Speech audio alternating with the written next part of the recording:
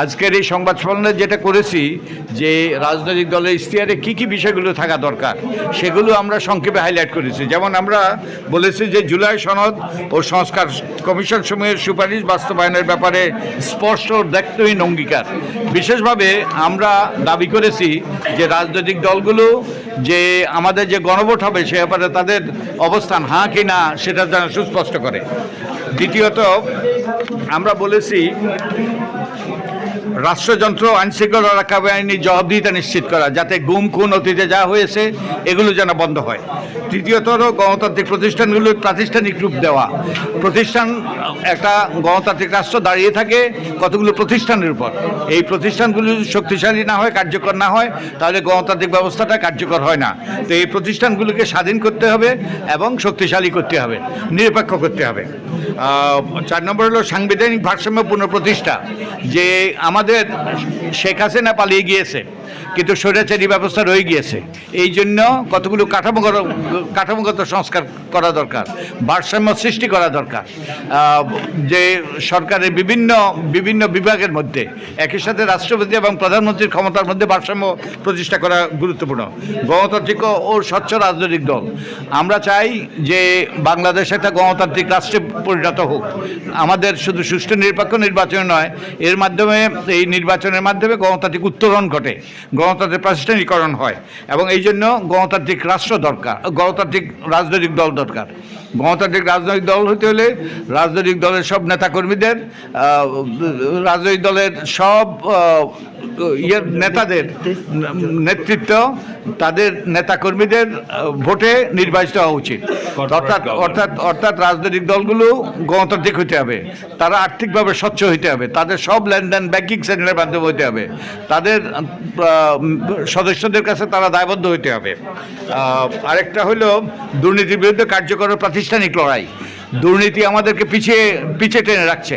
তো এই দুর্নীতি দমন কমিশনকে আমরা সাংবিধানিক প্রতিষ্ঠান হিসেবে ঘোষণা করার আমরা দাবি করছি, এবং দুর্নীতির বিরুদ্ধে সর্বব্যাপী অভিযান পরিচালনার আমরা অঙ্গীকার দেখতে চাই রাজনৈতিক দলগুলোর কাছ থেকে।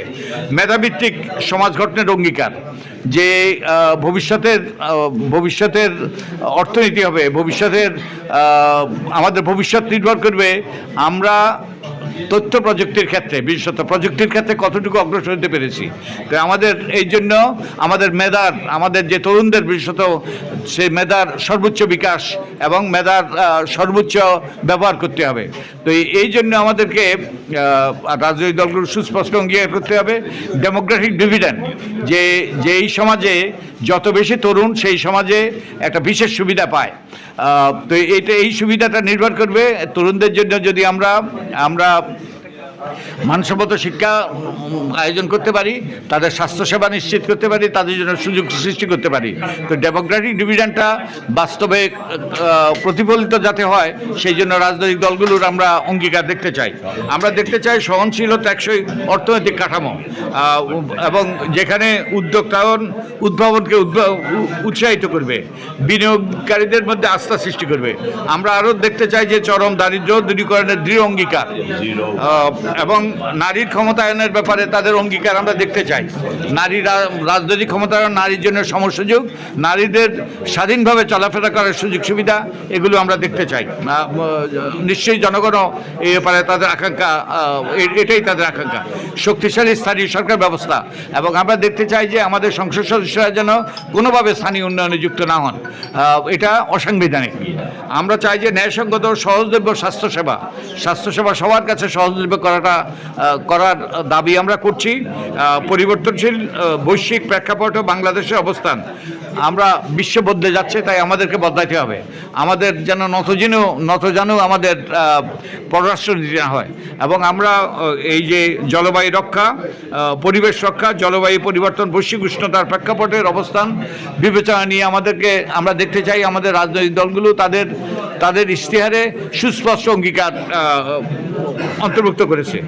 গণতান্ত্রিক মূল্যবোধের অবক্ষয় রোধ ও রাজনৈতিক সংস্কৃতি পরিবর্তন। আমাদের গণতান্ত্রিক মূল্যবোধের ব্যাপক অবক্ষয় ঘটেছে এবং রাজনৈতিক সংস্কৃতির পরিবর্তন, রাজনৈতিক সংস্কৃতিরও আমরা অবনতি ঘটেছে। আমরা অতীতে যে নির্বাচন কমিশন ছাড়া এবং একটা আইনি কাঠামো ছাড়া সুষ্ঠু নির্বাচন সম্ভব হয়েছে, এখন এটা কল্পনা করাও দুরূহ। তো আমরা চাই যে রাজনৈতিক দলগুলো এই যে গণতান্ত্রিক মূল্যবোধ বৃদ্ধি, গণতান্ত্রিক মূল্যবোধ সৃষ্টি এবং একই সাথে আমাদের রাজনৈতিক সংস্কৃতিতে ইতিবাচক পরিবর্তনের জন্য তারা তাদের ইশতেহারে সুস্পষ্ট অঙ্গীকার ব্যক্ত করবে।